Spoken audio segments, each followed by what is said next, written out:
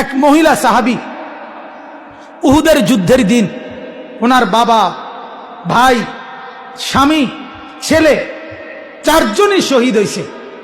মহিলা বারবার এক কথাই জিজ্ঞাসা করছে, মা বালু মুহাম্মদ, বলো না, ছেলের কথা পরে বলো, বাবার কথা বাদ দাও, স্বামীর কথা বাদ দাও, ভাইয়ের কথা বাদ দাও, বলো আমার নবীর কি খবর। ওই মাকে বলছে, মা, আল্লাহর নবী সুস্থ আছেন, জীবিত আছেন, তবে আহত।